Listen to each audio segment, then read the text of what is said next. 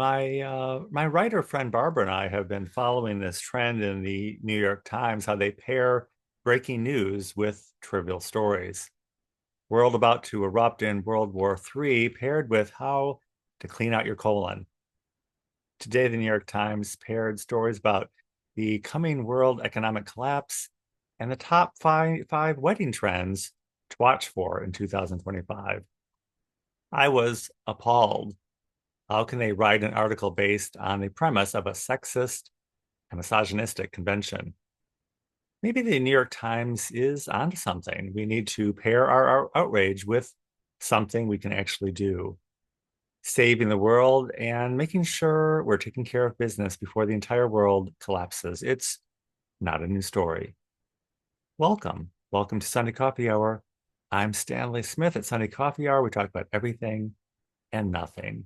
This Sunday, we talked about the jet trails all across the Chicagoland area, angels as space aliens, our scientific age, and dangerous perspectives. The readings at Washington National Cathedral were from Nehemiah. The joy of the Lord is your strength. And from Corinthians, we can't disavow any part of ourselves. The gospel was from Luke. It's the good news of freedom to the captives. The sermon at Washington National Cathedral was by Jan Cope. We have the eyes to see and the ears to hear and the hearts to respond. We have scripture and interpretation, along with very little understanding of the Bible. Jan said that many Americans can't name a single book in the Bible. As a Jeopardy question, it would be a losing proposition. Yet many of us have strong ideas and beliefs about what it says in there. When we hear something that differs from our understanding, it can all go south. Jan said preaching is not for the faint of heart. Jesus had a different interpretation from church leaders in his day, yet he fulfilled scripture at the same time. It was exasperating. We have a double commandment in the Bible to love God and to love our neighbors as ourselves. It seems almost impossible. How can we be a good neighbor to people we don't even mix with? Jesus doesn't say we have to like everyone to be their neighbor, but it's not a bad place to start. Jan said the way forward now is love. Christ said, love one another as you have been loved. We have a loving God. He calls us to be in right relationship with the good and with each other, with our eyes to see and our ears to hear and the hearts to respond in love. At St. James Cathedral, the sermon was by Stephen Balke. Stephen said, "This is the day we've been waiting for. The bishop in Washington is our spokesperson. That's what Jesus told us to do. Let each part of our body do its thing. All the parts of the body are working together. Marianne was the mouth and the head of our body this week." Stephen was preaching to a combined service of both children and adults in preparation for the annual meeting following the service. Stephen said we can't accomplish everything we need to accomplish without our head and a mouth to say what needs to be said. When we stop to think for a moment about all that's needed to accomplish things, we can see that we need all parts of the body to do that. The hands to make sandwiches, and the feet to visit the sick, and a mouth to speak the truth.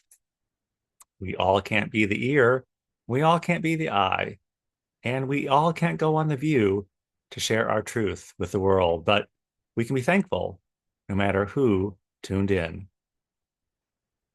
Marianne Buddy got a standing ovation this Sunday at Washington National Cathedral. Dean Holler started the service by saying, if you've come to see Marianne, she's preaching at another church this morning as part of her regular rotation in the diocese. There was a lot of commentary about Marianne's message and delivery. The Bishop of New Mexico said people come to church to find sanctuary from politics, but we can't hide out. Some Roman Catholics argued the point that Marianne can't even be a bishop because she's a woman. And the interesting nuance of that argument is that Christ was countercultural. And if he had wanted to appoint women as apostles, he would have done so. By extrapolation, if God had wanted to condemn President Trump, he certainly would have done so by now, but he hasn't. Some could make the case that Mr. Trump and his family have been spared. Mr. Trump said himself he's experienced the providential hand of God in his life. Imagine that. Most can't accept that because Mr. Trump is complete anathema to their entire worldview and their picture of themselves as a good person and as other people as bad. Christ never said anyone was bad or beyond redemption. He said they were hypocrites. A lot of people are confused by church polity.